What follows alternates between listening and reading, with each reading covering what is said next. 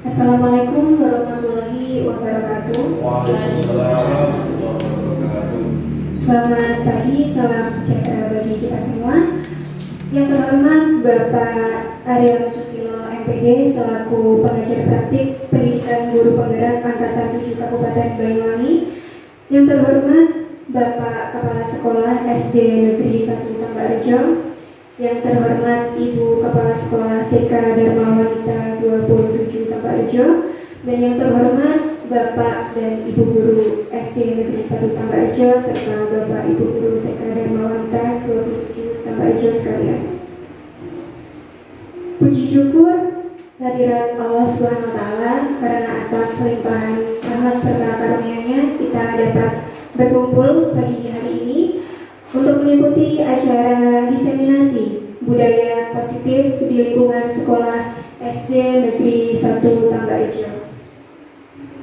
Adapun susunan acara pada pagi hari ini adalah sebagai berikut. Susunan acara diseminasi budaya positif di lingkungan sekolah SD Negeri 1 Tambarejo Jumat 20 Januari 2023. 1. Pembukaan. 2. Menyanyikan lagu Indonesia Raya. 3. Sambutan-sambutan. 4. Acara inti yaitu diseminasi budaya positif di lingkungan sekolah yang akan disampaikan oleh narasumber.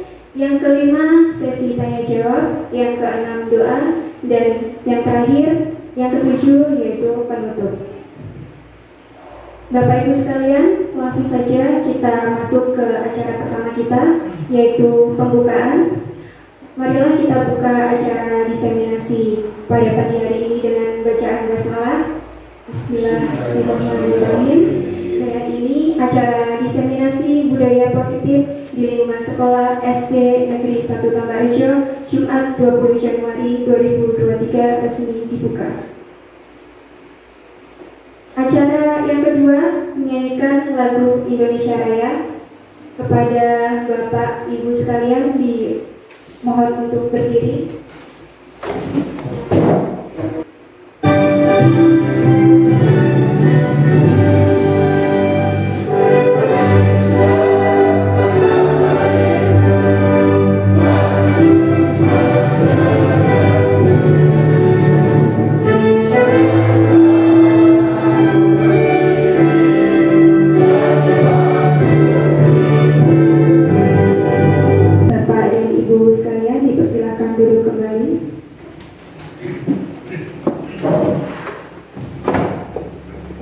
Acara selanjutnya yaitu acara ketiga, sambutan-sambutan. Yang pertama, sambutan oleh Bapak Aryono Susilo MPD selaku pengajar praktik pendidikan guru penggerak angkatan 7 Kabupaten Banyuwangi.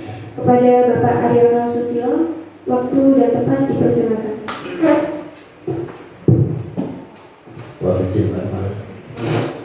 Assalamualaikum warahmatullahi wabarakatuh. Bismillahirrahmanirrahim.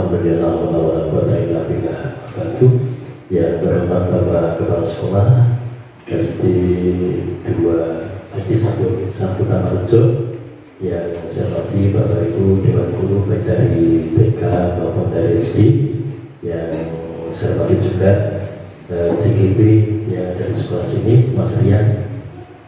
Rasa syukur kita mengajarkan kepada Allah Subhanahu Wa Taala, Tuhan Yang Maha Esa. Bapak Ibu, pada saat ini kita bisa bersama-sama hadir memenuhi undangan dari CGP tentunya yang bekerjasama dengan Bapak Kepala Sekolah, dan hari ini adalah merupakan suatu kegiatan Bapak Ibu, kegiatan diseminasi. Mudah-mudahan nanti bisa berjalan dengan baik dan lancar. Bapak Ibu yang saya hormati, bahwa kegiatan ini dikatakan kegiatan diseminasi ini adalah merupakan satu kegiatan tagihan yang harus dilaksanakan oleh seluruh CGP, seluruh calon guru penggerak di seluruh kabupaten itu harus melaksanakan kegiatan ini di dalam rangka melaksanakan budaya-budaya positif, yaitu pada modul 1 ditembak. Diseminasi ini adalah merupakan satu upaya yang disampaikan oleh CGP kepada kelompok yang mana nanti diharapkan bisa satu memahami, yang kedua bisa mengerti, yang ketiga bisa menerima, dan yang keempat bisa melaksanakan. Apa yang menjadi objek adalah budaya positif. Jadi bahasanya di dalam hal ini CGP dilatih untuk bisa memberikan kepada teman sejawat, kepada segenap kelompok baik dari TK maupun SD, agar bisa bersama-sama melaksanakan budaya-budaya positif yang ada di sekolah. Budaya positif adalah merupakan suatu budaya Bapak Ibu yang setiap hari harus kita laksanakan. Kita sebagai orang timur yang tentunya sopan santun, tepo seliro, unggah-ungguh itu harus sudah kita tingkatkan dalam kehidupan sehari-hari. Mengapa kalau ini dilaksanakan atau diberikan kepada guru ataupun calon guru penggerak? Karena tidak hanya siswa, banyak sekali yang ada di sekolah-sekolah pun juga belum semuanya guru juga melaksanakan praktek baik. Banyak sekali sekolah-sekolah yang contohnya saja di dalam kehidupan sehari-hari masih ada Bapak Ibu guru yang setiap hari berada di depan kelas untuk salaman dengan siswanya. Siswanya saja disuruh turun. Kalau dia naik sepeda, turun kemudian berjabat tangan dengan Bapak dan Ibu guru. Itu pun masih ada guru yang harusnya nyelonong saja. Aku guru ya nyelonongnya nggak usah salaman. Itu masih ada. Nah inilah penekanan budaya-budaya positif yang nanti harus kita ubah dan bisa memberikan satu contoh kepada siswa-siswa kita. Jadi itu merupakan titik fokus bahwa kegiatan pada hari ini adalah merupakan satu kegiatan tagihan yang nanti akan disampaikan oleh CGP. Dan ini bisa menjadi satu wacana ke depan. Nanti Mas Budi tahun depan juga akan melaksanakan seperti ini. Tidak tahun depan, tahun ini ya. Tahun ini nanti semuanya kami harapkan dan kami doakan bisa lulus. Karena tadi CGP itu wis mikir umat disini. Tapi kalau di sini ada, minimal bisa menjadi satu tolak ukur, bisa menjadi kalpot cok dulu. Mas biyen piye sampean piye, bisa lebih mudah. Yang lebih sulit adalah jika di sekolah itu tidak ada guru penggeraknya, itu akan bertanya kemana-mana dan hanya bermain dengan LMS, dan itu pun 24 jam Mas Dian ya, 24 jam. Kadang kita sekolah jam 1 sampai jam 5, kemudian jam 9 malam sampai jam 10 masih presentasi setiap hari Mbak Budi. Ya. Makanya di grup Muncar itu kalau saya nge-share tugas itu jawabannya gimana? Ujian apa lagi ini? Seperti itu, karena memang tugasnya luar biasa. Dan tapi insya Allah nanti akan bisa menjadi satu motorik bagi guru-guru lain. Jadi Bapak Ibu meskipun yang duduk ini muda-muda, Bapak Kepala Sekolah juga tergolong muda, tapi semangatnya gimana? Sebiar juga muda dan saya lebih muda kelihatannya ini ya. Semangatnya. Nanti jangan dipandang bahwa wah ngene kok diomong deh. Ngene baik budaya positif aku sebetulnya harus ngerti, jangan seperti itu. Tapi mohon disampaikan nanti apa itu yang disampaikan, jangan memakan siapa yang menyampaikan itu. Dan insya Allah ini juga bagi guru-guru TK ini sangat bermanfaat sekali. Karena sekarang memang mental, moral, karakter itu yang nomor satu. Saya tuh sampai begini Bu, mengajar kelas 1, 2, 3 itu kalau kita itu mengajar berpedoman kepada LKS, ya bocah bisa moco kadang-kadang itu harus dikejar dengan LKS. Sehingga pada kelas bawah itu tentunya ini budaya positif yang penting sekali. Apalagi di TK itu budaya-budaya positif yang setiap hari harus saling atau dengan orang tua dulu, ucapkan salam setiap hari, itu adalah budaya positif yang sederhana tapi kadang-kadang terlupakan. Bocah itu tapi gak tahu salam enggak dulu nih, itu nanti akan kita munculkan di sana. Saran saya itu Bapak Ibu yang dapat saya sampaikan, dan terima kasih undangannya Mas Rian. Saya minta tepuk tangannya Bu buat Mas Rian ini supaya semangat sekali ya. Nah ini pokoknya sama semangat. Kalau di grup saya lihat itu jam 10 pagi masih presentasi. Aduh luar biasa perjuangannya. Mudah-mudahan nanti mempunyai satu makna dan berhasil dengan baik, sehingga di sekolah ini nanti benar-benar bisa maju dan bisa menjadi satu tolak ukur bagi guru-guru yang lain. Terima kasih dan mohon maaf. Assalamualaikum warahmatullahi wabarakatuh. Terima kasih kepada Bapak Ari atas sambutan yang telah diberikan. Sambutan selanjutnya adalah sambutan oleh Bapak Supriyadi SPD selaku Kepala Sekolah SD Negeri 1 Tambarajo. Kepada Bapak Supriyadi, waktu dan tempat dipersilakan. Bismillahirrahmanirrahim. Assalamualaikum warahmatullahi wabarakatuh. Salam sejahtera bagi kita semua. Yang saya hormati Mas Ari selaku pengajar praktek, yang saya hormati Ibu Kepala Sekolah TK Dharma Wanita Mampang Jawa, serta Bu Guru, Bapak Ibu guru SDN 1 Tambaraja yang saya banggakan, dan kepada Mas Rian selaku narasumber dan sekaligus sebagai pelaksana yang saya banggakan. Terlebih dahulu marilah kita memanjatkan rasa syukur kehadirat Allah Subhanahu wa Ta'ala, yang mana pada hari ini kita masih diberikan kesehatan, kesempatan sehingga kita bisa melaksanakan rutinitas tugas kita, dinas kita. Mudah-mudahan Allah selalu memberikan hidayah kepada kita, barokah serta perlindungan. Mudah-mudahan pertemuan hari ini adalah pertemuan yang bermanfaat bagi kita semua, dan mudah-mudahan kita selalu diberikan petunjuk oleh Allah Subhanahu wa Ta'ala. Amin. Salawat serta salam semoga tetap terlimpahkan kepada junjungan besar Muhammad sallallahu alaihi wasallam. Mudah-mudahan kita semua mendapat syafaat di yaumil qiyamah. Bapak, Ibu, dan narasumber, kegiatan ini tadi sudah disampaikan oleh Mas Ari selaku pengajar praktek. Ini adalah bagian tugas kewajiban daripada TGB, yaitu di sini adalah Mas Rian. Terkait dengan kegiatan ini yang tadi disebutkan adalah bagian desiminasi, yang mana temanya adalah budaya positif. Bapak Ibu yang saya hormati, terkait dengan tema yang hari ini akan disajikan, itu adalah bagian yang sangat penting di dalam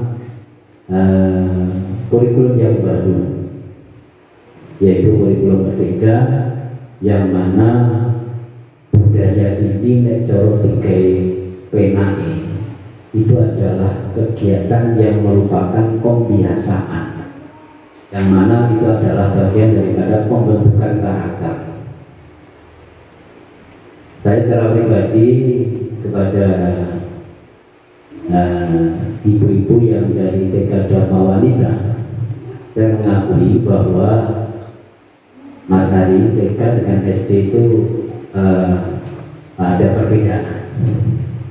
Ibu-ibu TK ini sangat luar biasa terkait dengan terkait dengan budaya pembiasaan yang positif ini. Namun di lembaga SD itu pun juga sama. Nah, terkait dengan budaya positif ini Bapak Ibu, memang ini adalah bagian daripada implementasi pembentukan karakter pelajar Pancasila. Di dalamnya adalah bagaimana Bapak Ibu guru memberikan atau menanamkan kebiasaan atau pembiasaan yang positif, yang baik kepada anak didik. Kunci sukses untuk memberikan pembiasaan yang positif atau budaya yang positif ini yang harus diawali. Bahasa kita ini adalah a'malun binyati. Segala sesuatu itu tergantung dari niat kita yang sebagai orang tua yang ada di sekolah, sebagai pendidik. Insya Allah kalau kita niati dengan ikhlas, ucapkan itu adalah doa kita. Insya Allah nanti anak didik kita akan mengikuti dan akan melaksanakan apa yang akan kita inginkan dalam rangka untuk pembentukan karakter itu. Tadi disampaikan oleh Mas Ali, unggah-ungguh piye, sopan santune piye. Lebih-lebih sekarang ini dengan kemajuan teknologi ternyata juga itu Mas Ali merusak daripada tatanan unggah-ungguh. Kadang-kadang kalau di sekolahnya budaya positif ini kan harus ditanamkan mulai dari rumah, dari rumah ke sekolah, dari sekolah ke lingkungan, ke masyarakat. Mohon maaf Bapak Ibu, di rumah jenengan ini kan biasanya kalau putra putri ini saiki arek cilik nangis, sing iso menenangi dudu bapak ibu Mas, sing iso menenangi nggur HP. Dan itu saya sendiri melihat padahal kita ini sebagai pendidik kan ada duwe jadi boleh gak dicekali HP lupa gak mau yes. Terus yang kedua, kita merasakan bahwa di rumah itu kadang-kadang kita bicara dengan istri, bicara dengan mengajak musyawarah sharing dengan anak kita. Koyo iki rasa konsep, dijak ngomong karo nyekel HP. Kayak sing disetel kulti towo kae. Kira-kira itulah yang menjadi kendala. Maka di dalam kurikulum Merdeka itu ditekankan terkait dengan adanya budaya-budaya positif atau kebiasaan positif. Karena apa yang disampaikan Mas Ari, saya sepakat dan sependapat. Kegiatan hari ini adalah dalam rangka itu, Bapak Ibu. Mohon nanti kuncinya 3M atau bisa nanti ditambah 4M. Menerima lebih dulu, memahami, mengerti, baru mengamalkan atau mengimplementasikan dalam kehidupan sehari-hari kita. Nah itu nanti mengimplementasikan yang tidak hanya dengan guru, kepala sekolah dengan guru. Otomatis saya berharap Bapak Ibu guru nanti setelah menerima materi dari narasumber terkait dengan budaya positif ini nanti bisa dikembangkan kepada bisa paguyuban, bisa lingkungan, bisa keluarga dan yang lain sebagainya.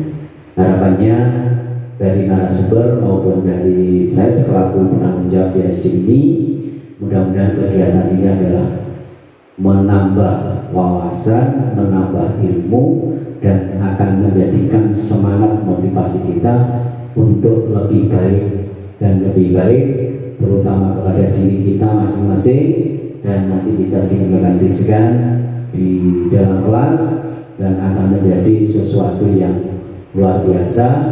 Bangga rasanya kalau kita ini punya siswa-siswi itu dari Mas Ari tadi, enak unggah-ungguhi, enak sopan santune, dan yang lain-lain. Jadi setelah ada kegiatan-kegiatan semacam ini, jangan sampai di SD 1 tambah Rejo, di TK dan wanita berbocah ke uang yang sekolah di SD, sekolah di TK, ya gitu ya. Oke, kita siap antara TK dan SD. Mari saya berharap ke depan akan menjadi lebih baik secara kekeluargaannya, secara kegiatannya, dan yang lain-lain. Untuk itu sekali lagi selamat untuk Mas Rian selaku CGB. Terima kasih Mas Ari kehadirannya, agar supaya nanti kegiatan ini betul-betul tidak hanya berkegiatan tapi implementasi yang paling penting. Mungkin itu yang bisa saya sampaikan. Ini perlu dibuka nggak? Ya. Dibuka. Maka dengan mengucap Bismillahirrahmanirrahim, kegiatan diseminasi budaya positif SDN 1 Tambarjo dengan ini saya nyatakan dibuka dan dimulai. Wassalamualaikum warahmatullahi wabarakatuh. Terima kasih kepada Bapak Supri atas sambutan yang telah diberikan. Acara selanjutnya adalah acara inti kita pada pagi hari ini, yaitu diseminasi budaya positif di lingkungan sekolah SD Negeri 1 Tambarejo yang akan disampaikan oleh narasumber kita Bapak Rian Rizkia Sandi SPD. Kepada Bapak Rian, waktu dan tempat dipersilakan. Terima kasih moderator. Bismillahirrahmanirrahim. Assalamualaikum warahmatullahi wabarakatuh.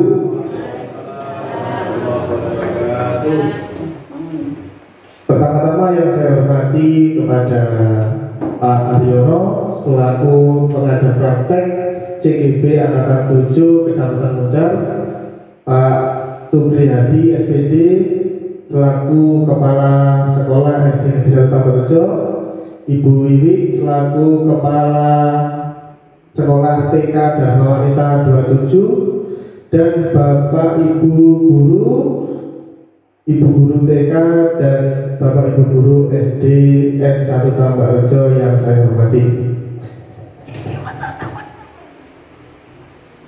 Untuk menyingkat waktu Bapak Ibu, izinkan saya di sini memperkenalkan diri dulu. Ya, saya di sini adalah nama saya Mas Rian, CGP Angkatan 7 dari Kabupaten Banyuwangi. Di sini saya akan melaksanakan tugas Bapak Ibu. Nah, tujuan diseminasi ini akan melaksanakan tugas untuk modul 1.4. Tentunya rasa syukur dan rasa terima kasih yang sebanyak-banyaknya kepada Bapak Ibu Guru TK, Bapak Ibu Guru SD dan Pak Aryono sudah menyempatkan waktu. Saya tahu Bapak Ibu di luar sana banyak sekali tugas, namun saya terima kasih atas kesediaan undangannya. Bapak Ibu Guru bisa hadir di sini untuk belajar bersama, sharing, dan intinya di sini saling berkolaborasi. Mohon maaf, mohon izin saya di sini tidak menggurui panjenengan, tapi beringin berbagi ilmu, ya berbagi ilmu atas apa yang sudah saya dapatkan ke panjenengan. Itu ngapunten. Monggo Pak Budi, slide pertama, slide show, diperbesar Pak Budi. Oke. Ya Bapak Ibu, di sini saya akan menjelaskan terkait diseminasi modul 1.4 terkait dengan budaya positif yang ada di lingkungan sekolah. Lanjut Pak Budi. Ya Bapak Ibu, nih. Budaya positif di sekolah yaitu nilai dan kebiasaan di sekolah yang berpihak kepada murid. Berpihak kepada murid agar mereka dapat berkembang menjadi pribadi yang kritis, penuh hormat dan bertanggung jawab sesuai dengan profil pelajar Pancasila. Kira-kira ada pertanyaan, apakah di sekolah kita sudah ada nilai dan kebiasaan yang mencerminkan budaya positif Bapak Ibu? Mungkin bisa angkat tangan? Ada? Ya Pak? Contohnya apa Pak? Siswa itu bila masuk ke sekolah sudah bersama dengan guru, kedua naik sepeda itu sudah guru naik sepeda, budaya. Terima kasih Pak Budi, benar sekali. Contoh kecil yaitu anak-anak sudah dibiasakan ya, ada sopan santun mulai gerbang, bisa dituntun sepedanya. Kalau kita sebagai guru bisa menyambut kehadiran siswa di sekolah dengan budaya 5S, senyum, sapa, salam, sopan, dan santun. Nah itu adalah budaya Bapak Ibu. Budaya-budaya itu perlu dikembangkan agar apa? Agar anak menjadi pribadi yang kritis, kemudian penuh hormat, bertanggung jawab sesuai profil pelajar Pancasila.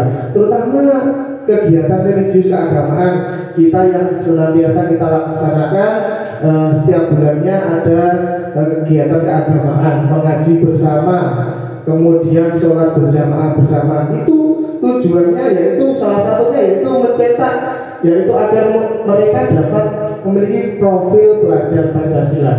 Lanjut Pak Budi. Ya, ini ada konsep utama budaya positif itu ada 7 Bapak Ibu. yang kita akan belajar bersama, sharing bersama. Nah, yang pertama perubahan paradigma belajar, yang kedua ada disiplin positif, yang ketiga ada kebutuhan dasar manusia, yang keempat ada motivasi perilaku manusia, yang kelima ada restitusi dan posisi kontrol guru, yang keenam ada keyakinan kelas, dan yang terakhir ada segitiga restitusi. Lanjut Pak Budi. Nah, ini yang pertama Pak Ibu, materi yang pertama yaitu perubahan paradigma belajar.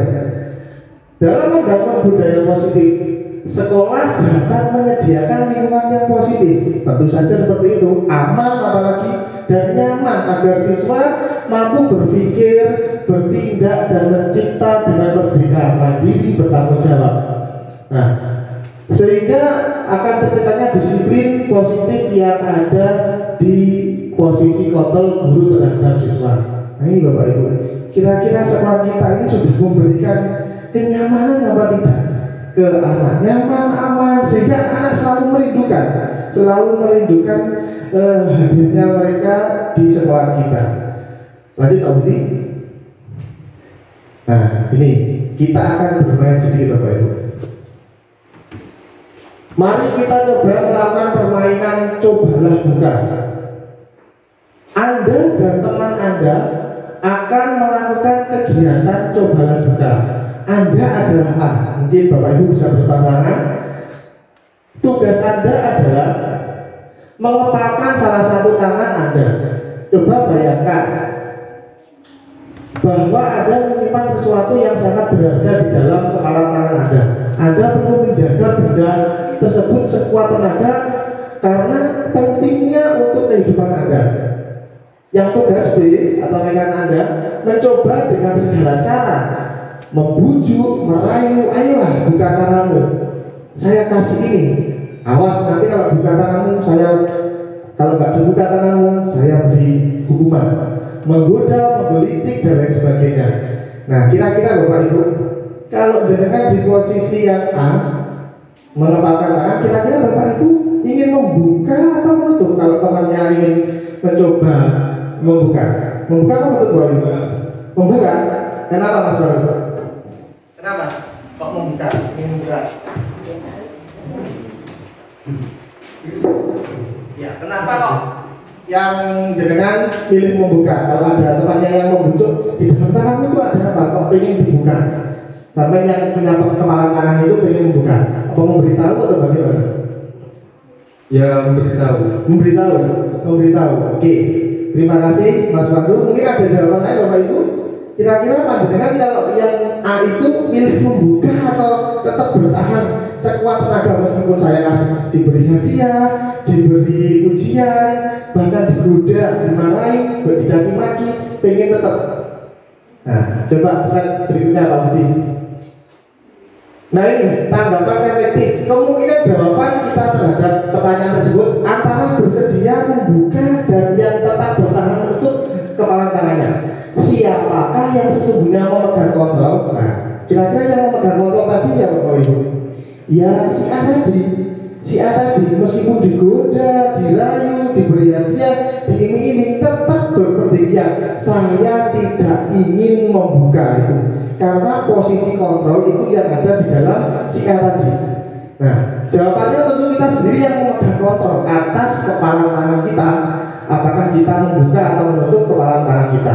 Itu tergantung pada diri kita masing-masing, sesuai dengan kebutuhan dasar kita saat itu. Lanjut Pak Budi. Nah, ini ada namanya ilusi dari teori kontrol Dr. William Glasser. Yang pertama, ilusi guru mengontrol murid. Pada dasarnya kita tidak dapat memaksa murid untuk berbuat sesuatu jika murid tersebut memilih untuk tidak melakukannya. Walaupun tampaknya guru sedang mengontrol perilaku murid. Hal demikian terjadi karena murid sedang mengizinkan dirinya dikontrol saat itu. Bentuk kontrol guru menjadi kebutuhan dasar yang dipilih. Contohnya begini itu. Ayo anak, silakan berdiri. Kalau tidak berdiri nanti saya hukum. Nah, ini mohon maaf ya, ini kita sama-sama. Saya juga sering seperti itu Bapak Ibu. Anak-anak, tolong hadap depan semua. Berarti itu yang kontrol siapa Bapak Ibu? Gurunya, orang lain atau siswanya sendiri? gurunya ya. Berarti kita sebagai guru, Masya Allah, berarti kita seenaknya sendiri mengontrol haknya anak. Nah itu contoh yang ilusi mengontrol murid ya. Yang kedua, ilusi bahwa semua penguatan positif efektif dan bermanfaat. Penguatan positif atau bujukan adalah bentuk-bentuk kontrol. Contohnya, nanti belajar sungguh-sungguh ya, nanti pasti pintar, jadi ranking 1. Itu juga mengontrol, tapi yang mengontrol orang lain, bukan dalam dirinya anak sendiri. Itu contohnya. Belum tentu mampu menguatkan karakter anak. Ayo nak, kamu pasti bisa. Kamu nanti kalau belajar sungguh-sungguh, kamu pasti bisa ranking 1. Nah itu termasuk kontrol dari luar, dari gurunya sendiri. Itu belum efektif Bapak Ibu. Ternyata itu belum efektif. Yang ketiga, itu ilusi bahwa kritik dan membuat orang merasa bersalah dapat menguatkan karakter. Menggunakan kritik dan rasa bersalah untuk mengontrol murid menuju pada identitas gagal. Contohnya, ya ampun nak, orang tuamu menyekolahkan kamu di sini itu biaya besar. Kamu di sini enak-enakan. Kamu di sini bermain sendiri, ngobrol sendiri, merasa anak itu merasa berbuat salah. Ya, itu kontrol yang kurang tepat Bapak Ibu. Di rumah kerja orang kamu capek, kamu di sekolah bermain. Nah itu sebenarnya juga tidak efektif Bapak Ibu. Hanya mungkin berlaku sebentar saja, anak hanya sebentar saja, namun luka di hati anak itu akan bertahan lama karena dia merasa dirinya buruk, membuat orang kecewa. Nah itu kontrol dari luar Bapak Ibu, itu juga tidak efektif. Yang terakhir, ilusi bahwa orang dewasa memiliki hak untuk memaksa. Ini banyak orang dewasa yang percaya bahwa mereka memiliki tanggung jawab untuk membuat murid-murid berbuat hal tertentu. Apapun yang dilakukan dapat diterima selama ada sebuah kemajuan berdasarkan sebuah pengukuran kinerja. Pada saat itu, orang dewasa akan menyadari bahwa perilaku memaksa tidak akan efektif untuk jangka waktu panjang dan sebuah hubungan permusuhan akan terbentuk. Dari ilusi-ilusi tadi Bapak Ibu, kita bisa tarik kesimpulan bahwasanya kontrol itu datang dari dirinya anak. Kalau kita tadi sudah bermain menggenggamkan tangan, yang mengontrol itu ya dirinya sendiri. Kalau ada kontrol dari luar itu kurang efektif. Termasuk tadi, ayo belajar, kasihkan orang tuamu di rumah. Itu ya efektif tapi hanya sebentar saja, belum bisa jangka panjang. Jadi kontrol itu benar-benar dari anak. Ini tujuan pendidikan. Kita flashback kembali Bapak Ibu. Saya sangat setuju. Ini Bapak Ki Hajar Dewantara. Bapak Ki Hajar Dewantara menurut KHD Ki Hajar Dewantara, tujuan pendidikan adalah menuntun segala kodrat yang ada pada diri anak agar mereka dapat mencapai keselamatan dan kebahagiaan. Dua itu saja Bapak Ibu. Selamat dan bahagia.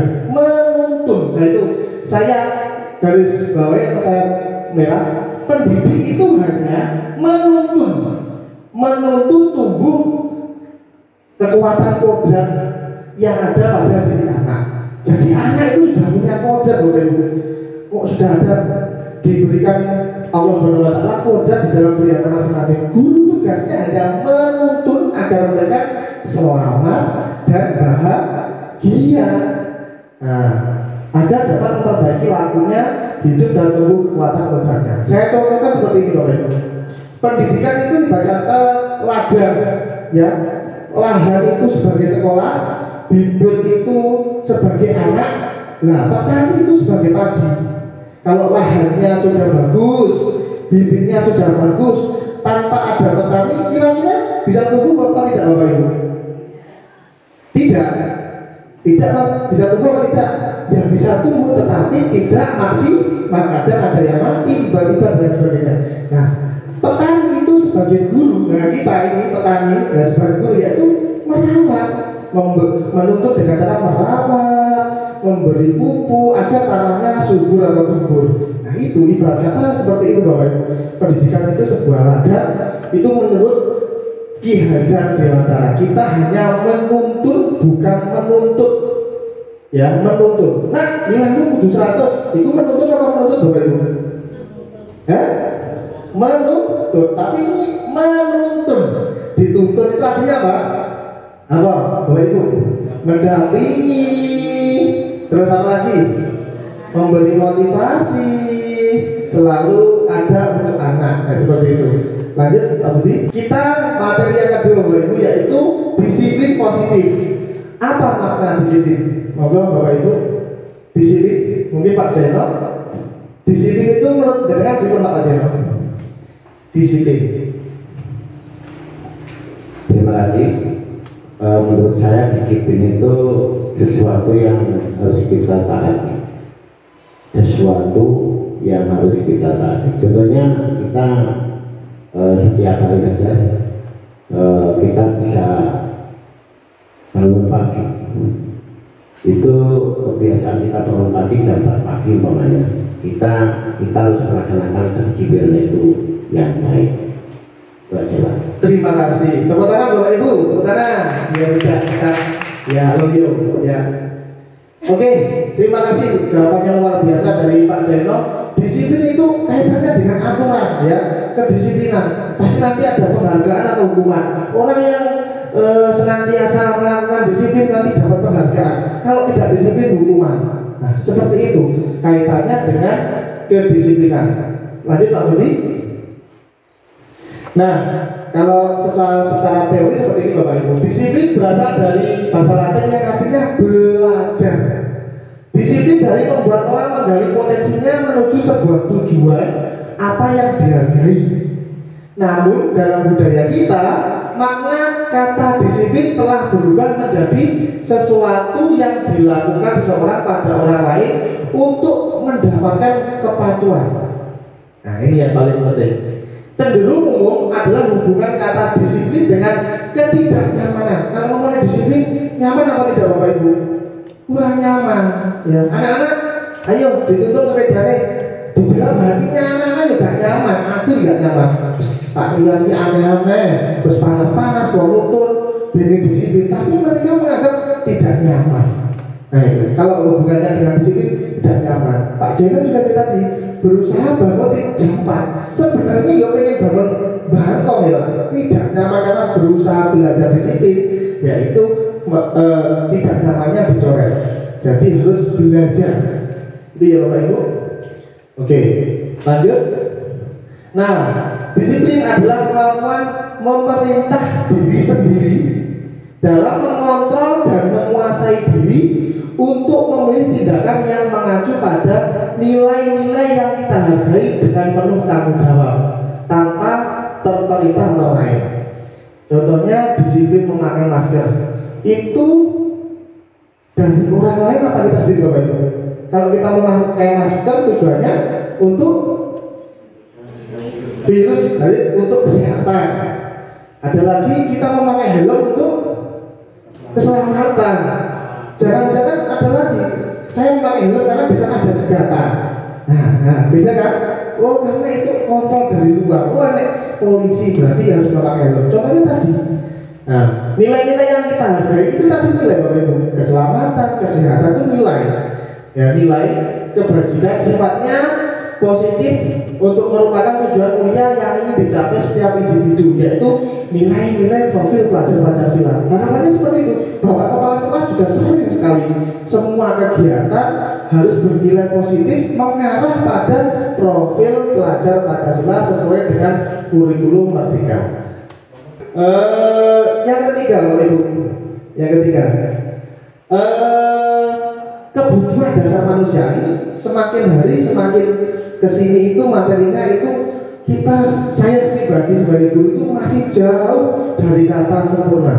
Monggo kita sadari seorang guru harus memahami dasar kebutuhan siswa baru mampu kita melakukan tindakan selanjutnya apabila anak tersebut bermasalah. 5 kebutuhan dasar.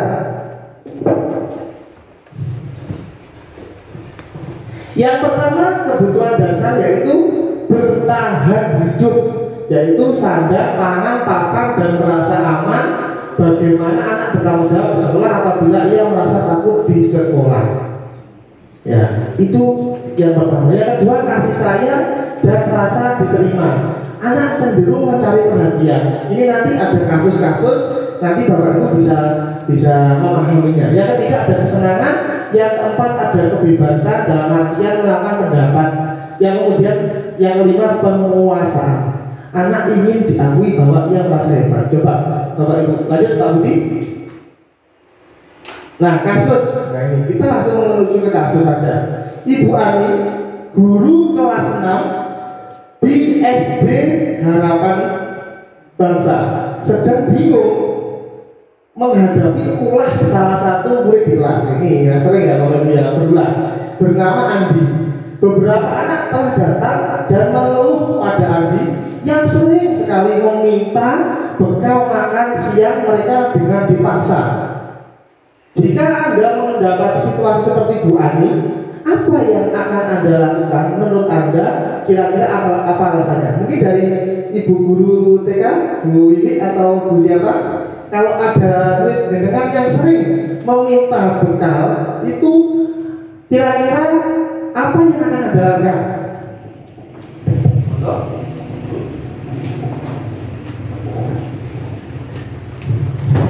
Terima kasih Mas Rian. Kalau di TK itu misalnya ada anak yang sering meminta bekal kepada temannya, itu pertama kali kita memintakan bekal itu kepada temannya itu hanya sekedarnya saja, tapi setelah itu diberi nasihat, nah besok lagi kamu harus bawa bekal sendiri. Kalau meminta bekal temannya terus-terusan itu nggak boleh, nggak baik begitu ya. Luar biasa, tepuk tangan Bapak Ibu untuk Bu Wiwi yang sudah memberikan jawaban yang begitu luar biasa. Kita akan mencoba membedah apa yang sebaiknya kita lakukan sebagai guru di Bu Ani. Nanti Pak Budi. Nah, dalam konteks kasus tersebut, penerapan disiplin positif sebaiknya Ibu Ani mencari tahu dulu, ya, alasan si Andi tadi ngaku kok minta bekal kancane, minta bekal temannya. Nah, kira-kira dari 5 konteks kebutuhan dasar manusia tadi masuk yang mana? Nah, jangan langsung dimarahi Bapak Ibu ya. Yang satu, nah tadi bertahan hidup. Andi benar-benar lapar. Oh, rasanya Andi benar-benar lapar dan orang tuanya tidak membawakan bekal makan siang. Jadi Andi minta temannya. Itu sesuai kebutuhan bertahan hidup. Yang kedua, kasih sayang dan rasa diterima. Dengan catatan di situ teman Andi jadi perhatian Andi. Tak jaluk si Ae, makanannya enak-enak terus tak jaluk, saya minta. Itu kasih sayang yang diterima oleh si Andi tadi. Yang kemudian penguasaan, dia merasa hebat. Kalau dirinya mengambil temannya itu, aku merasa hebat. Sini, saya yang menguasai di sini. Ya kayak bahasanya preman lah ya. Siapa saja takut dengan saya minta siapa saja dikasih. Nah itu penguasaan. Yang keempat adalah kebebasan. Andi merasa bosan dengan bekal orang tuanya yang itu saja, sehingga di sekolah dia pengen jajal nyoba bekal makanan yang lain. Itu alasan kebebasan. Yang terakhir yaitu kasih sayang dan rasa diterima. Andi hanya iseng dan dia menikmati ekspresi wajah temannya yang kesal. Jadi iseng, pengen cari perhatian. Aku menjaluk punyanya Ulfa, mesti makamnya enak-enak. Nah itu perlu perhatian. Nah, jadi apa yang kita lakukan Bapak Ibu dalam konteks disiplin ini? Ya kita cari tahu dulu kebutuhan dasar yang mana yang perlu diperlukan yang diterapkan di Andi tadi. Apa bertahan hidup, kasih sayang yang diterima, penguasaan, kebebasan, kasih sayang, rasa yang diterima. Sehingga apa di situ kita sebagai guru bisa mengerti, oh Andi itu diperlakukan harus seperti ini. Itu adalah 5 kebutuhan dasar manusia. Kita harus meyakini itu Bapak Ibu. Lanjut. Kita masuk ke materi yang keempat Bapak Ibu, teori motivasi perilaku manusia. Nah ini yang sering kita lakukan tapi kita perlu menggali lagi. Yang pertama ada untuk menghindari ketidaknyamanan hukuman. Apa yang akan terjadi apabila saya tidak melakukannya? Ayo kalian silakan ikuti Zoom jam 3 sore sampai jam 8 malam. Itu ada kontrol dari luar, dari luar sekolah. Ya, nanti Pak Rian akan mendapatkan ilmu atau mendapatkan sertifikat karena seperti itu. Nah ini, untuk menghindari ketidaknyamanan atau hukuman, itu motivasi dari luar. Nanti Pak Rian akan kasih Pak bensin. Nah, kill, transport. Nah, itu motivasi eksternal. Nah, jadi ada motivasi internal dan eksternal. Yang kedua, sama saja tadi Bapak Ibu, untuk mendapatkan imbalan dari orang lain. Nah, itu maksud tadi juga eksternal ya, yang saya bahas tadi. Yang ketiga, nah ini yang paling bagus, ini yang nomor 3 itu, untuk menghargai diri sendiri. Saya akan menjadi orang yang seperti apa bila saya melakukannya. Itu pertanyaan yang muncul dalam diri pribadi guru maupun siswa sendiri. Motivasi yang baik itu motivasi yang betul-betul muncul dari kita sendiri, tanpa imbalan, tanpa iming-iming. Ya tadi sesuai posisi kontrol, kita yang mengontrol, bukan orang lain. Sama yang di posisi siswa tadi, yang mengontrol itu hanya siswa itu sendiri. Kalau kita mengontrol tadi, ayo nak, kamu pasti bisa, semangat, itu hanya sementara. Tapi kita bagaimana kita menumbuhkan motivasi internal di dalam disiplin yang positif itu tadi. Ya Bapak Ibu, kayaknya ngantuk. Kita permainan dulu Bapak Ibu. Ini guru TK sering breaking-nya luar biasa. Ini Bapak Ibu, coba kita akan melakukan permainan. Kalau saya mengatakan pagi, tepuknya 1 kali. Kalau siang 2 kali. Kalau malam tidak tepuk karena waktu malam waktunya istirahat. Coba pagi, siang, malam, pagi, malam. Nah, luar biasa. Tepuk tangan dulu untuk kita semua. Ya, ternyata masih fokus. Saya tidak menemukan satu peserta yang keliru. Terima kasih.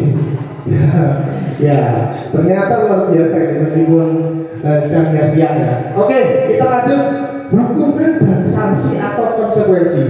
Nah, ini yang paling penting Bapak Ibu guru kita semua, baik di TK, di SD, bahkan di pendidik itu memberi hukuman atau konsekuensi namanya. Nah, kalau ngomong hukuman ini ya kita IPA kurang menguasai pelajaran matematika. Nah, ini IPA. Sehingga pada saat pelajaran tersebut dia lebih banyak berdiam diri atau menggambar di buku pelajarannya. Pada saat guru matematikanya Pak Seno menanyakan pertanyaan, IPA menjadi gugup. Ya, gurunya jadi Pak Seno, IPA begitu. Dan tidak sengaja menjatuhkan tasnya dari kursi. Tiba-tiba menjadi gagap pada saat berupaya menjawab. Seluruh kelas pun tertawa melihat perilaku IPA yang bicara tergagap dan terkejut tersebut. Pak Seno pada saat itu membiarkan teman-teman IPA menertawakan IPA yang tergagap dan malu luar biasa, dan malah minta IPA untuk maju ke depan dan berdiri di depan kelas sambil menunjuk hidungnya. Ya, karena tidak bisa menjawab pertanyaan Pak Seno. Kelas semakin gaduh dan anak-anak pun tertawa melihat IPA di depan kelas memegang ujung hidungnya. Pertanyaan pertama, apakah Anda, Bapak Ibu, setuju dengan tindakan Pak Seno terhadap IPA? Tidak. Mengapa? Ayo. Monggo Pak Budi. Karena ini kalau kita memberikan sanksi itu tadi terhadap IPA ini akan mentalnya jatuh, mungkin akan lebih tertekan batinnya, maka dia tidak fokus pada pelajaran. Nah, seharusnya yang kita lakukan adalah menasihatinya agar IPA ini biar tetap semangat dalam mengikuti pelajaran matematika tersebut dan mendapatkan nilai yang diharapkan. Seperti itu. Terima kasih, luar biasa Pak Budi. Jawabannya kompleks, memberi nasihat, memberi motivasi sehingga anak tersebut mengontrol dirinya untuk lebih baik lagi. Menurut Anda, tindakan Pak Seno terhadap IPA adalah hukuman atau konsekuensi? Bapak Ibu, suruh maju ke depan, terus tadi suruh apa tadi? Menunjuk hidung. Hukuman atau konsekuensi? Hukuman. Mengapa? Mengapa? Mengapa itu hukuman lalu? Karena itu memerintahkan salah satu kepada dia, pada Iva, untuk menunjuk sesuatu pada dirinya. Oke, terima kasih Pak Budi, luar biasa. Lanjut, kita akan membedah di slide berikutnya. Nah ini, biar Bapak Ibu lebih memahami itu hukuman atau konsekuensi. Nah ini, hukuman itu perbedaannya itu sesuatu yang menyakitkan harus terjadi. Itu tadi tunjuk hidungnya ini sampai ke dalam itu ya menyakiti, Konsekuensi kalau konsekuensi itu sesuatu harus terjadi. Ya sudah, biarkan saja. Membuat anak sakit fisik itu hukuman. Hukuman lagi anak membenci kedisiplinan. Paksaan, mendorong anak menyakiti diri sendiri, konsep diri yang buruk, anak belajar untuk menyembunyikan kesalahan dan marah, rasa bersalah, dipermalukan, merasa tak dihargai. Tadi sudah Pak Seno suruh maju ke depan, anaknya gugup, ditertawakan teman-teman itu, bahkan itu sudah mentalnya sudah jalan Bapak Ibu. Itu memberikan hukuman. Kalau konsekuensi membuat anak merasa tidak nyaman dalam jangka waktu pendek. Misalnya contoh, ayo Iva, tadi kamu telat berapa menit? 20 menit Pak Rian. Konsekuensinya apa? Tanya. Saya siap mengerjakan tugas tambahan selama 20 menit ketika jam istirahat. Nah, itu konsekuensi. Ayo Iva, tadi kamu terlambat, silakan lari 10 kali. Nah, itu hukuman apa konsekuensi? Hukuman. Nah, sudah bisa membedakan ya. Itu adalah apa ya, kalau kita tidak dibiasakan. Saya sering memberikan hukuman Bapak Ibu. Justru saya ini yang sering memberikan hukuman. Ayo ya, anak yang tidak mengerjakan, ayo siap menulis 20 kali untuk di kertas. Ya, itu hukuman. Kalau konsekuensi ya sesuai dengan kesalahannya. Misalkan, ayo si Nita, kamu menjatuhkan air di atas meja. Konsekuensinya apa? Nah, membersihkan sendiri. Ada kaitannya. Wong tidak terlambat kaitannya konsep jadi itu hukuman. Nah, sering saya lakukan sering saya lakukan. Makanya kalau saya mendapatkan materi ini, saya menjadi guru itu belum cocok, belum cocok. Sering memberikan hukuman. Nah, itu. Lanjut Pak Budi. Nah, ayo kita mari berlatih. Hukuman atau konsekuensi. Yang pertama, mencatat 100 kali di dalam buku kalimat saya tidak akan terlambat lagi. Hukuman. Aku ada kaitannya. Mau terlambat ambil mencatat hukuman. Yang kedua, lari mengelilingi lapangan basket 2 kali karena terlambat. Masih tahu? Hukuman. Ya. Murid diminta untuk push up 15 kali karena tidak menggunakan masker di sekolah. Hukuman juga. Apa hubungannya masker sama push up? Tidak ada. Yang keempat, mengganti kertas tugas teman yang telah dicoret-coret. Konsekuensi ya, ada hubungannya. Yang kelima, membersihkan tumpahan air di meja tulis karena tersenggol. Konsekuensi, murid diminta bertelanjang kaki sepanjang hari karena tidak menggunakan sepatu hitam sesuai peraturan. Hukuman ya. Yang terakhir, tadi melakukan pemanasan sendiri karena terlambat 10 menit untuk pelajaran PJOK. Konsekuensi ya, ini Pak Sera ya. Kalau ada yang terlambat, suruh konsekuensinya yaitu apa nak? Oh ya, saya akan melaksanakan pemanasan sendiri Pak. Itu konsekuensi. Saya tonton sendiri Pak. Oke. Guru menerangkan sesuatu, ya. Anak bermain sendiri. Ya. Terus si guru ditinggalkan. Apa itu hukuman atau tidak? Tindakannya seperti apa Pak? Apa ada sesuai? Cewek. Nah, itu hukuman atau konsekuensi Bapak Ibu? Hukuman. Kalau konsekuensi tetap bermain sendiri. Apa ya konsekuensinya mana? Nah, saya akan lebih belajar lagi nanti tambah waktu istirahat. Ada kaitannya Pak. Ada kaitannya apa yang dilakukan Pak Dijewar Pak. Nanti kalau ada yang melihat terus didengar di video, wah, dengan viral nanti Pak. Ya, apalagi orang tuanya tidak terima. Oke, terima kasih Pak Seno. Sudah paham ya Pak? Hukuman ya. Memberi gambaran teman-teman. Oke, siap.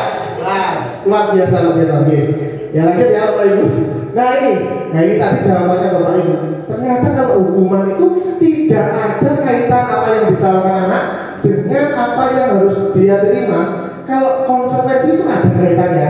Kamu terlambat, berarti kamu harus mengganti keterlambatanmu untuk belajar di dalam kelas meskipun teman-temanmu istirahat, itu konsekuensi. Saya rasa ini sudah paham ya Bapak Ibu. Nanti kalau ada pertanyaan disimpan lagi. Terima kasih Pak Jeno. Nah ini Bapak Ibu, kita masuk ke 5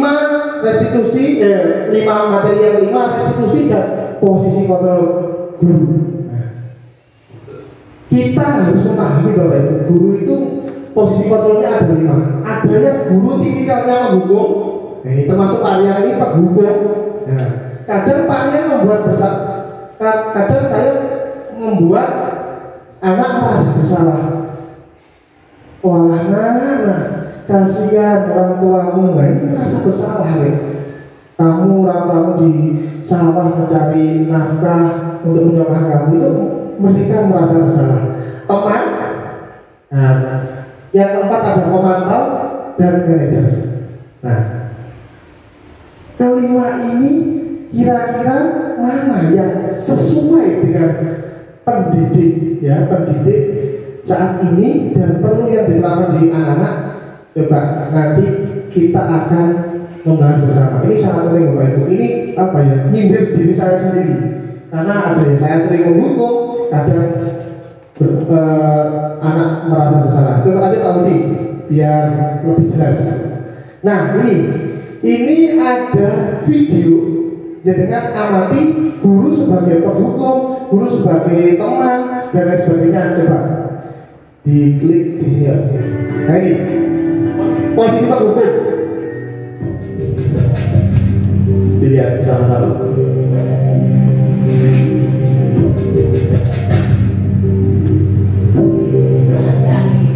Naren, sini kamu. Selamat pagi Bu. Selalu terlambat. Kamu deh pasti terlambat. Maaf Bu, saya. Apa coba? Alasan kamu apa lagi? Suaranya. Kapan sih kamu tidak terlambat? Malas sekali ya kamu jadi anak. Saya. Dasar pemalas. Gak kapok-kapok sih kamu. Sudah berapa kali terlambat?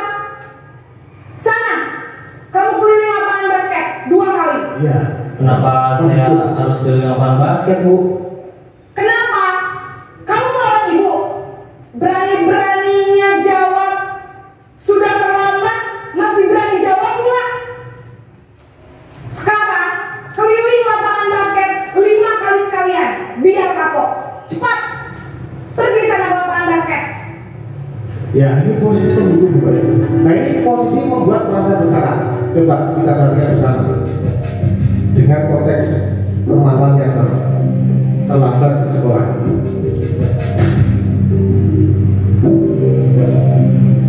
Naren.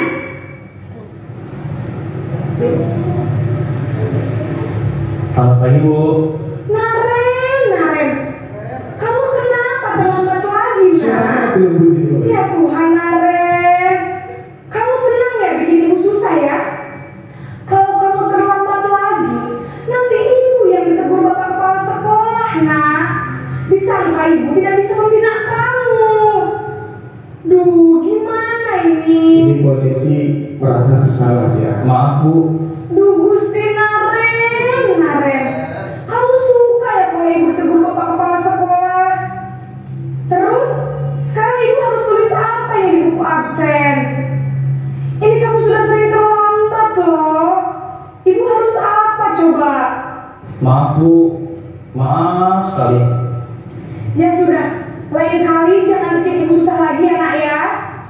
Ibu tidak akan kuat lagi kalau kamu begini terus. Bisa jantungan kalau ibu tegur bapak kepala sekolah. Ya. Sangat Mungkin ada Bapak Ibu yang kurang Maaf ya Bu. Ini Maaf sekali. merasa bersalah sih anak. Membuat merasa. Ini posisi teman Bapak Ibu. Kita memposisikan teman.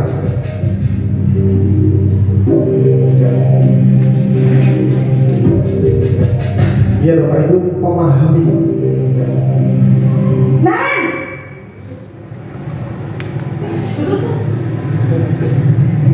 Selamat pagi Bu. Wah, sudah jam berapa ini Nak? Belum Selamat lagi ya sayang. Iya Bu. Habis ibu saya lupa bangunkan saya, Bu. Kamu malah menyalahkan ibu kamu.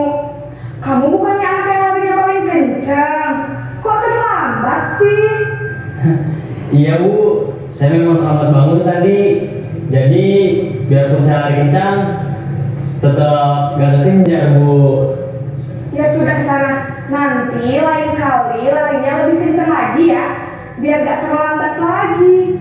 Bikin senang ibu demi ibu. Bisa kan? Bisa lah, Bu. Ya sudah sana masuk kelas. Ibu beresin urusan absen kamu.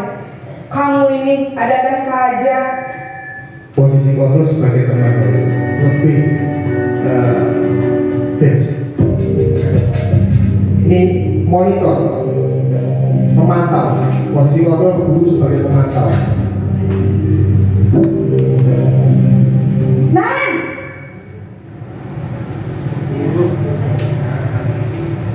Selamat pagi, Bu. Naren, apa peraturan sekolah kita tentang jam berapa kita harus masuk sekolah, Nak? Kita harus di sekolah jam 7, Bu. Iya betul, sekarang sudah jam 7.20. Naren sudah tahu konsekuensinya jika terlambat hadir. Paham, Bu. Saya harus tinggal kelas pas jam istirahat selama 20 menit. Iya benar, konsekuensinya demikian. Jadi nanti jam 9.30 pas istirahat, kamu harus tinggal di kelas, kerjakan tugas tambahan untuk ketertinggalan kamu, ya? Baik, Bu. Dengan konsekuensi. Ini yang lain Bapak Ibu, ini yang paling kita perlu seperti ini. Posisi manajer.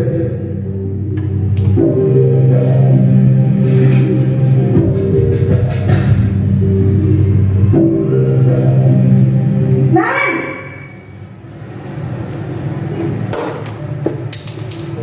Selamat pagi, Bu. Selamat pagi, Naren. Maaf, Bu. Saya terlambat. Iya, sekolah masuknya jam 7, sekarang sudah jam 7.20. Jadi sekarang bagaimana nih, Naren? Maaf, Bu. Saya lupa setel alarm saya semalam. Baiklah, menurut kamu, keyakinan sekolah yang mana yang perlu kamu tingkatkan? Menghargai diri sendiri dan orang lain mungkin, ya, Bu. Setuju. Jadi, apakah Naren meyakini prinsip saling menghormati tersebut? Iya, Bu. Saya meyakininya. Apakah Naren bersedia memperbaiki masalah keterlambatan ini? Bersedia, Bu. Bagaimana kamu akan perbaiki masalah keterlambatan ini? Saya akan coba untuk tidak lupa menyetel alarm saya, Bu. Baik, kalau Naren lupa menyetel alarm di rumah, ada orang yang kira-kira bisa bantu mengingatkan tidak? Ada, Bu. Kakak saya, Kak Emma. Ada lagi selain Kak Emma? Selain Kak Emma, ada ibu saya. Baik, jadi yang mengingatkan Naren adalah Kak Emma dan ibu kamu, ya? Kira-kira akan mulai set alarm kapan nih, Naren? Setelah pulang sekolah, akan segera saya lakukan. Baik, jadi Naren akan setel alarm untuk bangun besok pagi dan akan diingatkan oleh kakak dan ibunda Naren, ya? Ada lagi yang mungkin perlu dilakukan, Naren? Agar tidak terlambat bangun lagi. Tidak ada, Bu. Baik, Naren. Terima kasih untuk kerjasama kamu. Sekarang kamu perlu kembali ke kelas untuk belajar. Baik, Bu. Terima kasih. Iya, gimana Bapak Ibu? Jenengan merasa yang mana ini ya? Sudah merasa apa jenengan sebagai penghukum? Apa merasa sebagai teman atau pemantau atau bahkan yang manajer? Nah, ini Bapak Ibu sudah memahami sekarang ya. Mari kita sama-sama memahami, kemudian nanti diimplementasikan. Penjelasannya seperti tadi Bapak Ibu. Lanjut Pak Budi.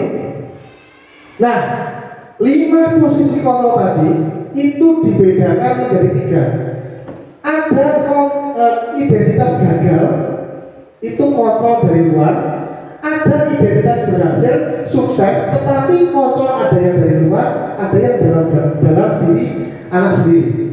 Nah, mana yang baik? Yaitu mana Bapak Ibu? Posisi penghukum, teman, pemantau atau manajer? Hah? Kira-kira Bapak Ibu tadi. Menurut Bapak Ibu kok gak apa-apa? Kita sama-sama belajar. Teman, penghukum, pembuat orang merasa bersalah, teman, pemantau atau manajer? teman, pemantau, manajer. Oke, kita akan bahas Bapak Ibu. Karena dua ini adalah posisi kontrol. Tapi posisi kontrol itu yang bagus dari luar atau dari dalam Bapak Ibu? Dari dalam diri anak. Berarti dari teman, pemantau, manajer. Berarti yang bagus yang mana Bapak Ibu? Manajer. Kenapa? Kita bahas penghukum. Tadi penghadik menunjuk-nunjuk kamu ini nak sudah terlambat sana. Nah ini Pak Jeno, itu adalah sentuhan saya sudah seperti itu ya. Kamu boleh sana, terlambat lagi, itu penghukum ya. Kalau pembuat orang bersalah, Gustina, kamu lagi tadi ya, merasa dirinya direndahkan. Jadi itu termasuk kontrol yang dari luar tapi identitas gagal ya. Itu jangan sampai, atau kita berusaha menghindari itu. Sama, saya juga ingin menghindari itu. Kalau identitas yang sukses ada dua, ada tiga. Teman, ya tadi teman, ada pemantau dan manajer. Nah, kalau Bapak Ibu sudah mengerti, yaitu posisi yang bagus tadi, manajer. Lanjut ya Bapak Ibu. Nah ini coba, ini termasuk posisi kontrol yang mana? Pada hari Senin Pak Alfi tidak masuk sekolah. Pak Alfi merupakan guru matematika. Saat itu Bu Rina menggantikan Pak Alfi.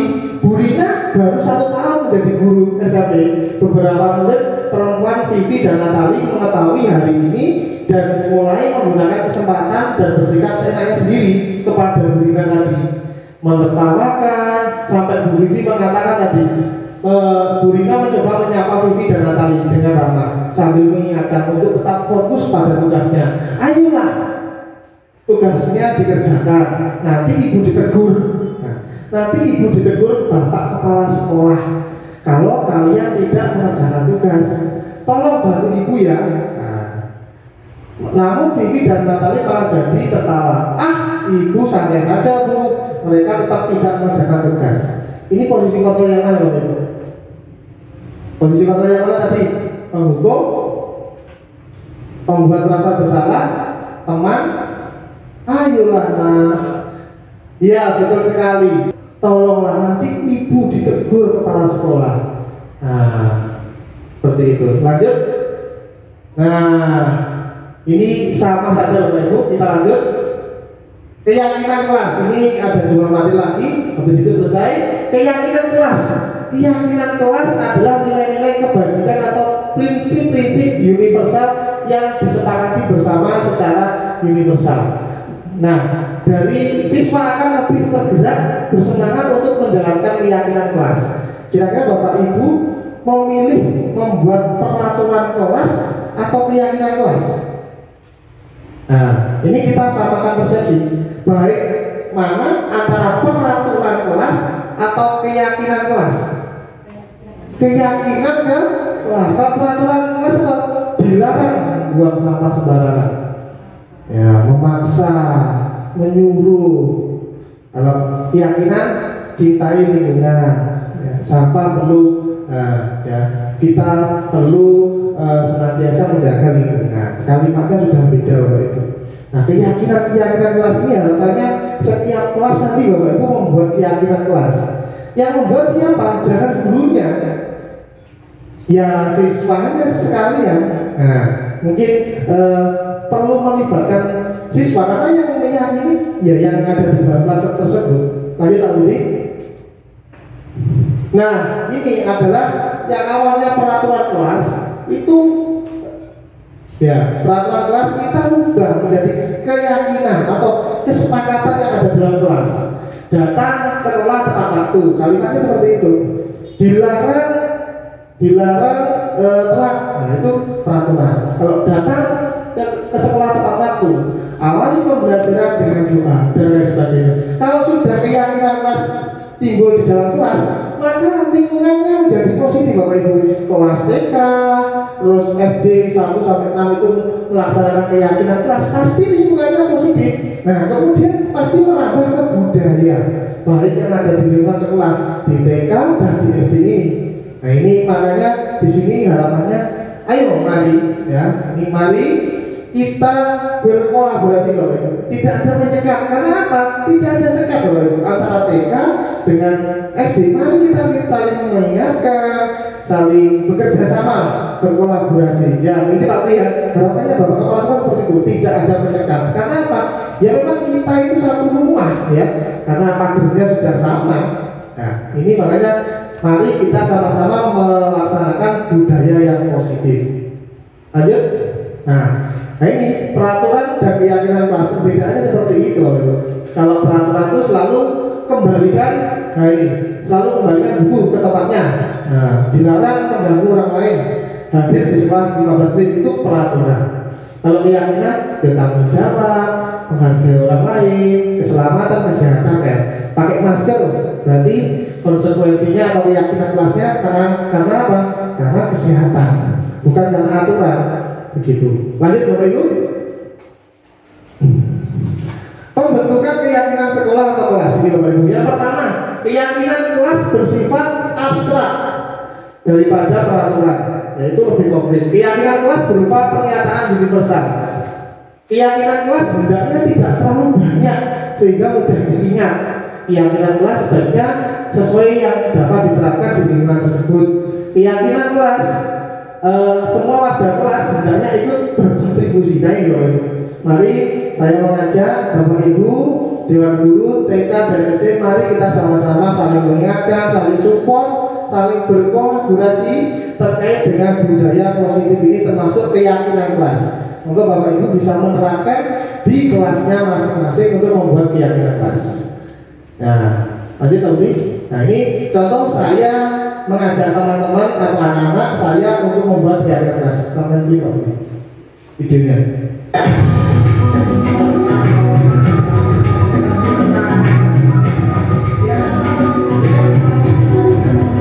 Ya, ini adalah arahan saya, dokumentasi saya terkait mengajak anak-anak membuat keyakinan bersama. Ya, anak-anak suruh sendiri. Ya, apa yang mereka yakini, apa yang mereka baik, mereka harus sendiri.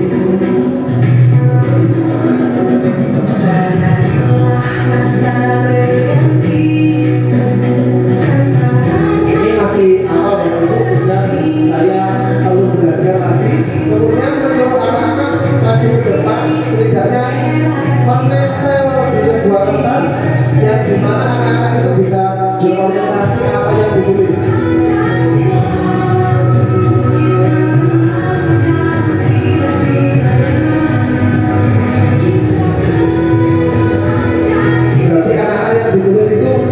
Disepakati bersama, diyakini bersama bahwasanya keyakinan kelas yang kita buat itu senantiasa diterapkan setiap dirinya. Itu adalah contoh bagaimana kita mengimplementasi budaya sekolah atau keyakinan kelas seperti itu. Oke, lanjut itu. Nah, yang terakhir Bapak Ibu, alhamdulillah. Kalau yang terakhir ini saya ingin ngajak yel-yel. Kalau saya salam guru penggerak, salam ya, jangan jawab salam ya. Guru penggerak bergerak, tangannya begini kepala Bu, bergerak, tergerak, menggerakkan ya. Salam guru penggerak, salam guru penggerak, bergerak, tergerak, menggerakkan. Coba berdiri Bapak Ibu, berdiri. Ya, biar otot-otot yang ada di sini lancar, sampai jalan-jalannya lancar. Salam guru penggerak. Salam guru penggerak. Guru penggerak bergerak, tergerak, menggerakkan. Guru penggerak bergerak. Guru penggerak bergerak, fokus. Bergerak, tergerak, ya, menggerakkan ya. Guru penggerak bergerak, tergerak, menggerakkan. Tepuk tangan untuk kita semua. Nah, ini materi yang terakhir Bapak Ibu, segitiga restitusi. Apa itu segitiga restitusi? Yaitu proses penciptaan kondisi bagi murid untuk memperbaiki kesalahannya, sehingga mereka bisa kembali ke kelompok mereka dengan karakter yang lebih kuat. Melalui restitusi, guru dapat membantu murid menjadi lebih memiliki tujuan, disiplin positif, serta memulihkan dirinya yang berbuat salah. Yang kedua, membantu murid untuk jujur. Yang terakhir, untuk memberikan penawaran bukan paksaan. Penawaran tapi bukan paksaan. Lanjut lagi. Nah ini segitiga restitusi itu ada satu, menstabilkan identitas. Yang kedua, memvalidasi tindakan yang salah. Yang terakhir yaitu menanyakan keyakinan. Coba tahapannya seperti ini Bapak Ibu. Yang pertama, menstabilkan identitas itu berbuat salah untuk tidak apa-apa, tidak ada manusia yang sempurna. Saya juga pernah melakukannya. Nanti ada contohnya. Validasi tindakan yang salah itu kamu pasti punya alasan, menanyakan alasannya apa, mengapa kamu tidak mengerjakan tugas, apa alasannya. Yang ketiga, keyakinan kelas apa, ya, apa yang kita percaya dari nilai-nilai apa yang kita yakini agar kamu tidak melakukan hal tersebut. Nanti tadi. Nah ini video lagi. Nah, ini kita amati bersama sebentar.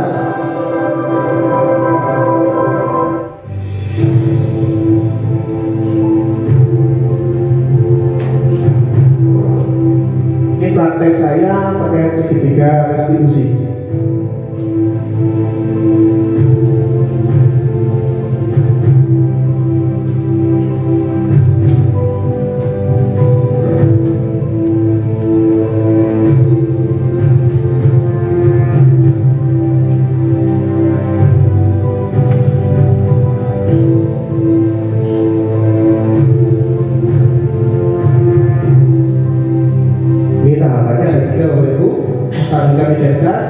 Validasi tindakan yang salah, menanyakan keyakinan. Tiga itu kuncinya. Nah ini ada satu saat melakukan ulangan harian, ada siswa saya melihat jawaban teman. Nah, apa yang kita lakukan? Nah itu mencontek ya, ini kejadiannya mencontek. Ini saya juga sambil belajar Bapak Ibu, belum tentu saya benar, tapi saya melakukannya. Ada kenapa? Tahu nggak ada timbangan yang sini?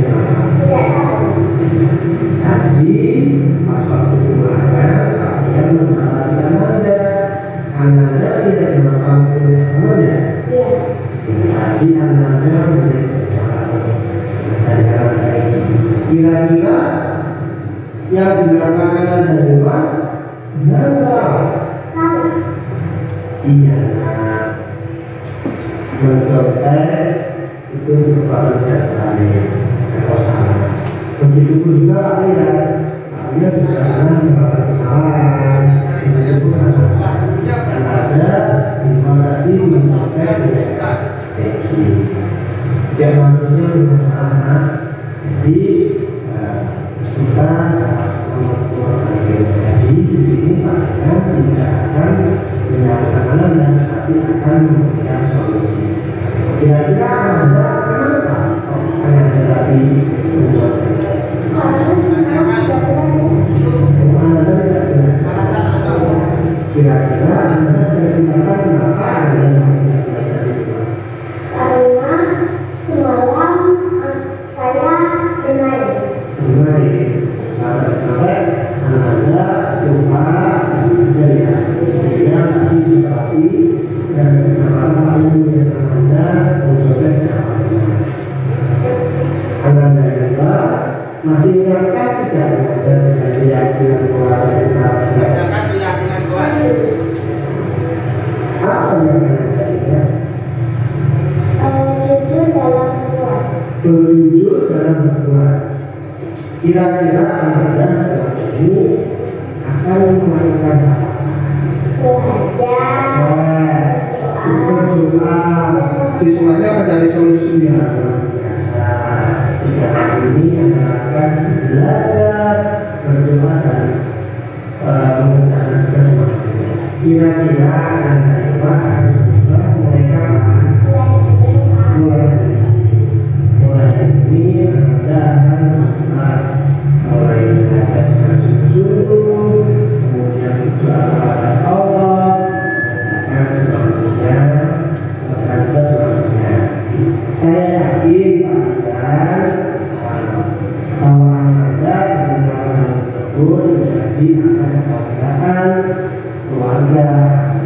Jadi cukup hidup aja. Kira-kira panjenengan seperti itu Bapak Ibu. Kalau melihat contek pasti, ayo Andi, kamu nyontek lagi ya? Dasar kamu GOBLEK. Nah, seperti itu. Saya juga seperti itu Bapak Ibu. Ini nyindir saya sebenarnya. Ya, menyindir materi ini adalah menyindir bahwa saya sebagai guru perlu adanya tindakan restitusi. Jadi yang pertama kali tadi memanggil anaknya, ya, memvalidasi tindakan apa yang Anda lakukan tadi. Kenapa Anda seperti itu? Ditanya terus. Bukan kamu ini sudah sering kali nyontek seperti apa yang saya lakukan ya. Tapi kalau yang ini, mohon maaf, kita sama-sama belajar. Kalau kita sama-sama belajar, ketika ada masalah kita gunakan segitiga restitusi tadi, Bapak Ibu. Ya Bapak Ibu, terima kasih. Beri Allah untuk kita semua. Alhamdulillah, kesempatannya saya sudah selesai. Di situ saya menuliskan kata-kata terakhir atau kata-kata yang ada di terakhir. Berbagi sebuah ilmu tidak akan mengurangi kepandaianmu, bahkan menambah kewibawaanmu. Sekali lagi tepuk tangan untuk kita semua. Ya Bapak Ibu, itu tadi yang bisa saya sedikit berikan ilmu kepada Bapak Ibu semuanya. Kalau saya masih merasa kurang dari itu, makanya saya masih berusaha. Dan mari kita mengajak saling berkolaborasi. Ya Bapak Ibu, terima kasih atas kesediaannya mendengarkan presentasi dari saya. Saya kembalikan ke moderator. Terima kasih. Wassalamualaikum warahmatullahi wabarakatuh. Terima kasih kepada Pak Aryan atas materi yang telah disampaikan. Selanjutnya kita masuk ke acara kita yang kelima, yaitu sesi tanya jawab. Monggo kepada Bapak Ibu mungkin yang ingin bertanya.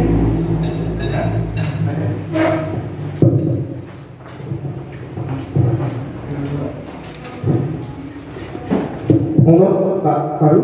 Baik. Bismillahirrahmanirrahim. Assalamualaikum warahmatullahi wabarakatuh. Waalaikumsalam warahmatullahi wabarakatuh. Terima kasih kepada moderator yang telah memberikan waktunya kepada kami untuk sedikit sharing. Nah, jadi kalau dilihat-lihat akhir-akhir ini banyak sekali studi kasus yang mana melibatkan pelajar.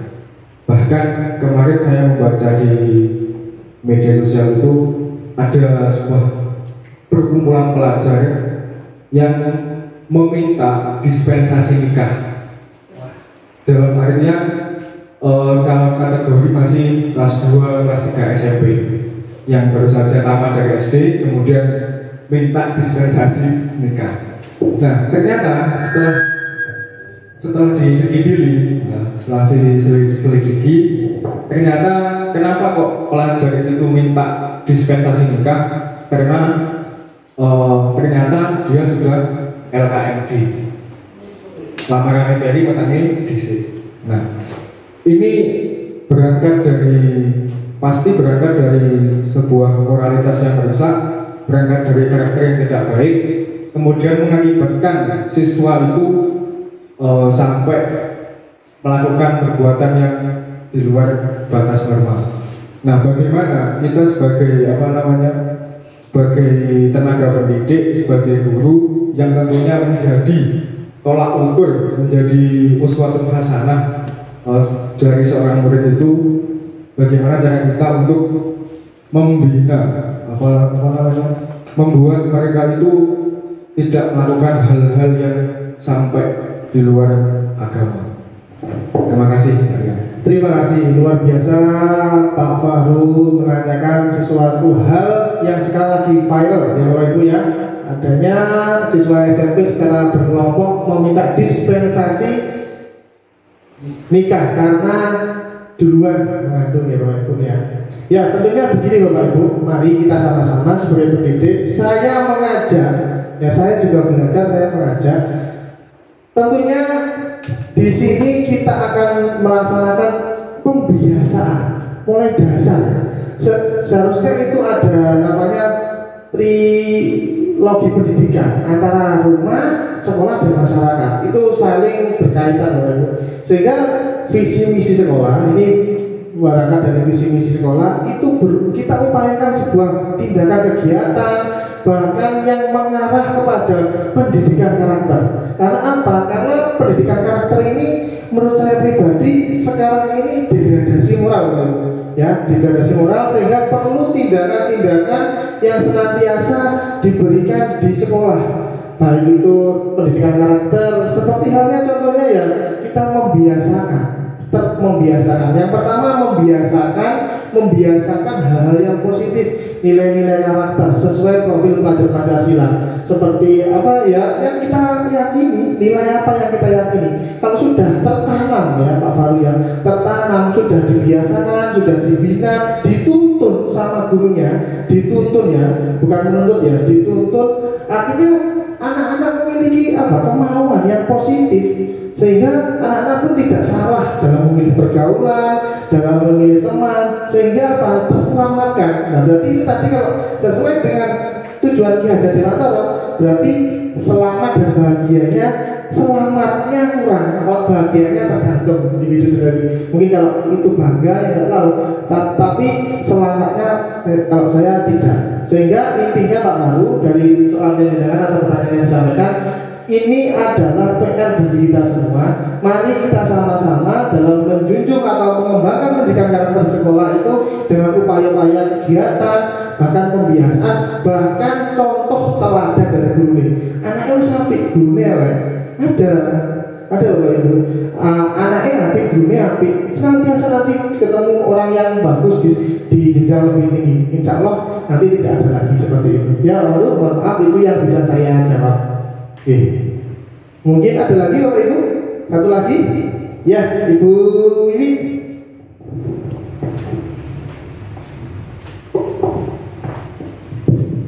Terima kasih waktu yang diberikan. Ini saya mengulas ke materi yang agak awal tadi. Kita dalam dunia pendidikan kan menciptakan suasana yang aman, nyaman ya tadi. Begini Bapak Rian, kami punya masalah di TK nih. Di TK itu kan ada satu gerbang dengan SD. Lah, yang jadi permasalahannya itu waktu istirahat. Jam istirahat itu kan jam-jam biasanya anak-anak bermain dan jajan. Nah, yang saya khawatirkan itu anak-anak kalau sudah waktunya jajan, misalnya anak-anak yang sudah bosan jajan di dalam, pengennya jajan di luar. Lah, saya khawatir misalnya tanpa sepengetahuan bu guru, yang mungkin bu gurunya ada kesibukan terjadi tidak memantau semaksimal mungkin. Nah itu yang saya khawatirkan. Kami sampai saat ini tuh belum menemukan solusi bagaimana jalan keluarnya agar anak-anak itu bagaimana ya, tidak jajan di luar. Kan itu orang jualan ada yang di sebelah utara dan sebelah selatan. Saya khawatir kalau ada anak-anak yang menyeberang tanpa sepengetahuan orang tua yang ada di luar sana. Itu yang menjadi permasalahan Pak Ian. Tolong itu solusi untuk kami di lembaga TK. Terima kasih. Alhamdulillah, pertanyaan yang luar biasa sampai dengan Bu Wiwi sebagai pemimpin TK. Sedikit curhat ya Bu ya, curhat hati Bu Wiwi ini Pak Pri ya, terkait dengan budaya anak membeli di luar. Ya, sekali lagi memang kita menyadari Bapak Ibu, kita menyadari, pihak SD pun juga menyadari sampai tindakan-tindakan anarkis saya dan Pak Budi dan Bapak Ibu guru niat ke Sundrayo mencetak banner dilarang berjualan di sini. Itu dalam artian kita dalam hati ya nutupi rezeki wong liya ya. Tapi dalam diri kalau nanti ada peristiwa atau kejadian yang tidak diinginkan, terus siapa yang tanggung jawab? Nah, bergejolak seperti itu. Akhirnya apa? Kita benar-benar ya, karena ini di dalam di sekolah ini juga ada aturan lainnya, kita sama-sama menyadari hal itu. Yang pertama ya kita saling menyadari itu dulu, kemudian perlunya ya kolaborasi tadi, saling mengingatkan. Kalau kelas 1 diingatkan, tapi kelas 5 saya tidak mengingatkan, sama saja. Nah, satunya tidak diingatkan, satunya mengingatkan, itu sama saja. Nah, maka dari itu keyakinan atau budaya-budaya itu mari kita lakukan antara kolaborasi, saling mengingatkan. Kemudian apa? Kemudian kita mencari pendekatan ya. Sebenarnya kita mencari pendekatan ke Bapak penjual. Alangkah baiknya kalau menurut saya ya Bapak ya, ini karena mohon maaf ini kayak Bu Sri ini guru saya, senior saya tidak berani ngatur-ngatur. Kalau menurut saya pribadi sebaiknya yang di luar itu masuk. Ya, tapi izin kepada kepala dulu masuk, tetapi yang dijual itu ya makan dan minuman yang sehat. Terima kasih. Terkait dengan masalah ini, masalah kita bersama Bu, saya sudah punya pemikiran dan pandangan sebenarnya begini. Cuma kita harus ada pendekatan yang persuasif. Tolong nanti dari Bu Wiwi maupun Bu Guru TK yang jual di luar itu orang mana, gitu. Karena apa? Saya punya keinginan kita nanti kalau bisa memang ke depan. Sementara ini kita masih belum punya kemampuan satpamnya. Satpam itu belum ada. Saya berharap memang begitu anak itu masuk, seperti SD Sumber Beras 4, SD mana? Papan 3, itu kejadian ya. Jadi anak-anak nyebrang, kita ini tidak begitu ramai. Kalau Sumber Beras kan lalu lintasnya sangat padat. Jadi sehingga di sana kejadian. Harapan saya begini, Bapak Ibu dan Bu Wiwi beserta Bu Guru TK, kita bagaimana nanti kita ingin lihat, maunya kita masukkan saja, tetapi sambil lalu nanti kita berikan bimbingan, arahan agar supaya yang dijual itu betul-betul standar kesehatan. Standar kesehatan, kalau nanti kita itu sudah sebelum hari anak-anak itu keluar, betul-betul di depan itu betul ada pengetatan kaitannya dengan pintu gerbang. Sehingga TK, SD itu nanti jajanannya dikondisikan di belakang. Tetapi kita arahkan nanti bareng-bareng Bu Wiwi, penjual itu sedoyo ojo kuwi gitu. Saya standarnya standar sehat gizi. Gitu. Jadi makanan sehat. Rencana kita ingin malah justru saya sudah menyampaikan kepada Pak Imam, Bu Wiwi, tolong pisang yang di belakang itu ditimur dibersihkan. Sehingga nanti kita akan bangun di sebelah timur itu lapak, kalau tidak salah nanti menyesuaikan aja. Kalau nanti penjualnya ada 3 ya itu nanti kita berikan level warung sehat. Mungkin seperti itu bisa menjawab. Makasih. Iya, terima kasih.